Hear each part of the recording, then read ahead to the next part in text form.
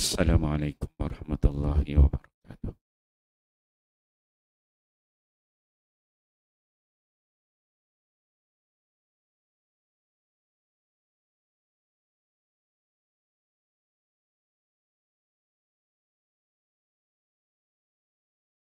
Bab solat berjemaah.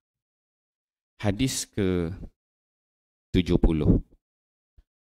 An Jabir radhiyallahu anhu anna Rasulullah sallallahu alaihi wasallam qala idza thuwiba bis salati futihat abwabus sama wastujibat du'a. Rawahu Ahmad. Sayyidina Jabir radhiyallahu anhu meriwayatkan bahawa Rasulullah sallallahu alaihi wasallam bersabda, apabila dilaungkan iqamah untuk solat, maka dibukakan pintu-pintu langit dan doa dimakbulkan. An Abi Hurairah radhiyallahu anhu yaqul, man tawadda'a fa ahsana wudu'ahu summa kharaja 'amidan ila shalah fa innahu fi salatin ma kana ya'midu ila shalah wa innahu yuktabu lahu bi ihda khutuwataihi hasanah wa yumha anhu bil ukhra sayyi'ah fa idza sami'a ahadukum al iqamata fala yas'a fa inna a'zamakum ajra ab'adukum daron. Qalu lima ya Aba Hurairah? Qala min ajli kasratil khuta. Rawahu Imam Malik. Sayyidina Abu Hurairah radhiyallahu anhu meriwayatkan bahawa Rasulullah sallallahu alaihi wasallam bersabda, sesiapa yang mengambil wuduk dan memperelokkan wuduknya, kemudian dia keluar menuju ke masjid semata-mata untuk solat, maka sesungguhnya dia terus-menerus mendapat pahala solat selama dia berkekalan dalam tujuan yang sama. Dan juga dituliskan untuknya satu pahala untuk satu langkahnya dan dihapuskan satu kesalahan dengan langkahnya yang satu lagi. Apabila seseorang kamu mendengar iqamat, maka janganlah dia berlari. Sesungguhnya orang yang paling banyak ganjarannya antara kamu ialah orang yang paling jauh rumahnya dari masjid. Murid-muridnya bertanya, kenapa wahai Abu Hurairah? Beliau menjawab, kerana banyaknya langkah Muwatta Imam Malik. Alhamdulillah tuan-tuan beliau, pagi ini kita membaca dua hadis Nabi sallallahu alaihi wasallam. Hadis di bawah tajuk salat, itu salat berjemaah. Yang pertama hadis ke-70, hadis daripada Jabir. Jabir, salah seorang sahabat Nabi, kita dah biasa kenal dia, orang Madinah, lahir 16 tahun sebelum hijrah, pergi dengan bapa dia penjian Aqabah kedua, kemudian kena jaga adik dia 9 orang perempuan, ayah dia mati dalam perang Uhud, kan. Ada kelebihan Nabi, diceritakan tentang kurma, kita pernah ceritakan. Jabir, dalam hadis ini menyebutkan bahawa Nabi sallallahu alaihi wasallam bersabda, Nabi mengatakan iza suwiba bis salati, iza suwiba bis salati, apabila dilaungkan iqamat. Kita ni bila azan satu, kedua wa iza suwiba bis salah, apabila dilaungkan iqamat, dah bunyi orang pun kamat, apa akan berlaku? Ini kita nak solat ni. Nak solat, bila kamat ni apa berlaku? Ada dua perkara berlaku, kata Nabi SAW. Pertama, futihat abwabus sama. Bila dah iqamat, Bilal kamat dah habis semua, ketika itu kata Nabi SAW, futihat abwabus sama. Langit akan terbuka. Kemudian, wastujibat du'a. Dan yang kedua, doa-doa akan dimakbulkan oleh Allah Subhanahu Wa Taala. Tu ada dua perkara. Bila kamat dia, lepas kamat, langit dibuka, kemudian doa-doa Allah akan mustajabkan. Memberi semangat pada kita untuk fokus dalam kita salat berjemaah. Okey, kemudian didatangkan dengan hadis yang seterusnya, hadis yang kedua, 71 hadis daripada Abu Hurairah. Abu Hurairah ni baru semalam kita ceritalah. Abu Hurairah ni dengan Jabir. Dia orang ni umur beza 2 tahun. Jabir lahir 16 tahun sebelum hijrah Nabi. Abu Hurairah ni 18 tahun. Cuma dari sudut panjang umur Jabir lagi. Jabir dia meninggal 78 hijrah. Gitu. Abu Hurairah ni dia meninggal 56-58 hijrah. Itu. Lebih kurang gitulah. Umur Jabir lebih panjang lagi. Jadi kalau kita tengok dari sudut hadis, Abu Hurairah ni paling banyak. Semalam kita sebut ada 5,374 hadis yang diriwayatkan. Jabir dia nombor 6. Dia ada 1,540 lebih kurang hadis yang diriwayatkan. Dalam hadis Abu Hurairah ni menyebutkan Nabi SAW mengatakan man tawadda'a, satu, sesiapa yang berwuduk. Kemudian wa ahsana wudu'ahu, kita ambil wuduk, kemudian kita cantikkan wuduk kita tu. Sapu air dia elok-elok, kemas, ambil yang sunat 3 kali belah kanan, 3 kali bagi, sempurnakan. Wa ahsana wudu'ahu, buat sampai betul tempat dia. Air ambil yang sunat 3 kali satu. Fa ahsana wudu', buat elok-elok wuduk itu. Yang kedua.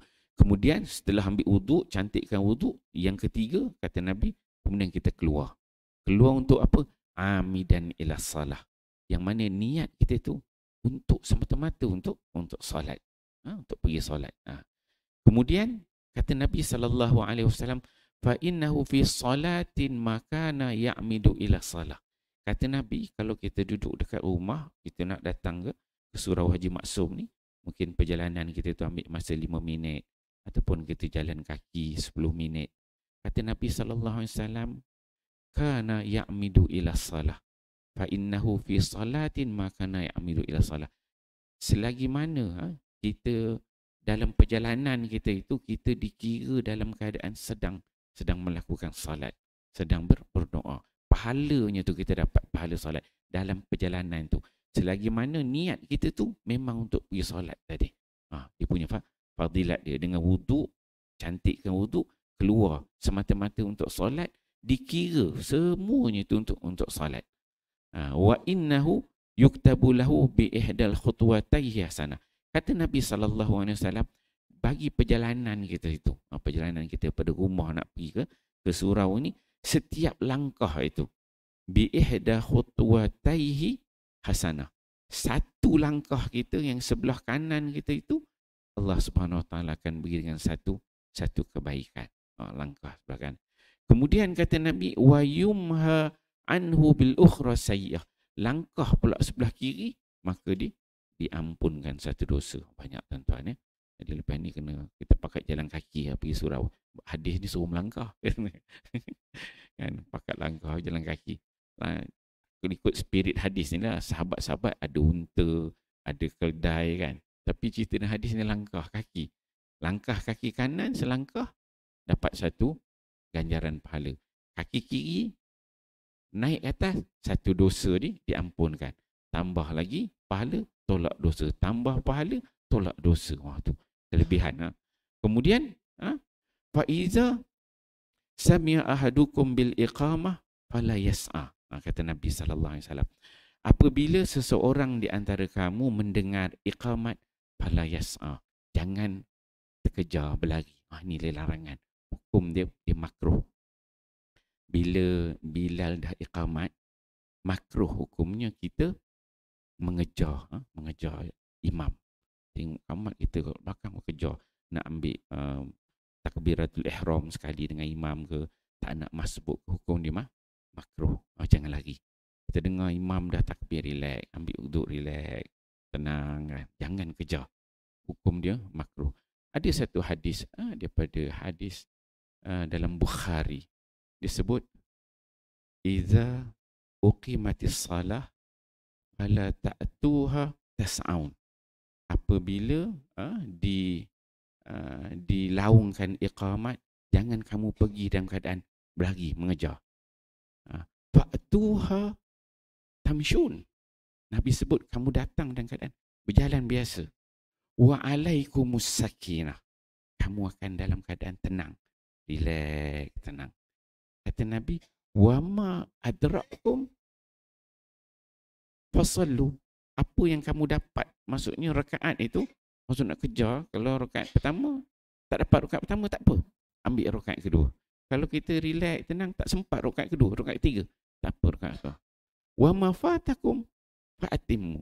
Kalau mana yang kita terlepas rakaat-rakaat tu, tak sempurnakan lepas tu. Maksudnya biar kita masbuk. Jangan duk kejar tu. Makruh hukum dia. Tu hadis-hadis Bukhari tu. Itu adab lah. Jadi relax. Kadang-kadang kita tengok kejar. Makruh aja, bukan lepas sampai haram. Makruh aja hukum dia. Okey. Kemudian hadis ni disebutkan, fa inna a'zamakum ajra ab'adukum dara. Kata Nabi SAW, yang paling banyak dapat pahala rumah yang paling jauh dengan masjid atau musola. Itu paling banyak pahala. Kemudian kalau lima ya Abu Hurairah, para yang anak-anak murid Abu Hurairah ni ditanya, kenapa begitu wahai Abu Hurairah? Dia kata anak murid dia lah. Dia tanya. Kata Abu Hurairah, min ajli kathratil khuta. Kerana dengan sebab banyaknya langkah. Jadi dia makin banyak langkah dia tu, makin banyak pahala. Lepas ni kita pakat-pakat jalan kaki lah kan. Tak tahu lah kalau larat ke, kalau gaut ke lain pula kan. Panas berpeluh pula kan. Boleh naik kenderaan. Ni cerita spirit hadis. Maksudnya kalau kita jauh pun kita datang. Naik kereta, naik motor, naik basikal elektrik. Kalau kayuh basikal ke, banyak pahala. Maksudnya lagi jauh, lagi susah untuk kita datang tu, ganjaran yang Allah berikan lagi banyak. Jadi insyaAllah tuan-tuan, bila kita baca hadis ni, kita syukur kepada Allah SWT. Pagi-pagi kita dah sampai, dapat sama solat berjemaah. Ada yang dekat, ada yang jauh. Jadi kita cuba istiqamah, dengar hadis-hadis begini, memberi semangat kepada kita. Bila kita langkah tu, tak apa, letih sikit kan, susah sikit naik kenderaan ke, kita tahu Allah berikan kan ganjaran yang terbaik. Dan kalau kita terlewat, alamak lewat dah masa waktu, jangan tinggal jemaah, datang juga. Tahu alamak ini kan, kalau datang kan dapat rakaat keempat dah sini datang. Sebab tengok Nabi dia ajar, tak apa, lewat. Yang penting alaikumus sakinah, kita tenang. Dia dapatkan jemaah. InsyaAllah kita fahami hadis ni, kita amal dan kita sampaikan. Wallahu a'lam. Subhanallah.